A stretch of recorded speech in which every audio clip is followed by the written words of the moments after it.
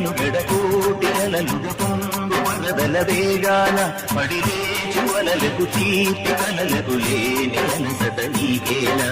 నల్ల నల్ల నెడలోన ఎల్ల కిల్ల పడ్డట్టున్న అల్లు మల్లు ఆకాశాల సుక్కలు అమ్మాయంటి జాబిల్లమ్మ అబ్బాయంటి సూర్యుడమ్మ ఇంటి దీపాలంట దిక్కులు ఎవరికి పాడే యమునకు రేవు నీరు బావదంట బావతోడు రేవులంట పంచుకుంటే గోరువంత బాలదాని గోపురానికి స్మరణ గడగడ గంటలే మూగనేదా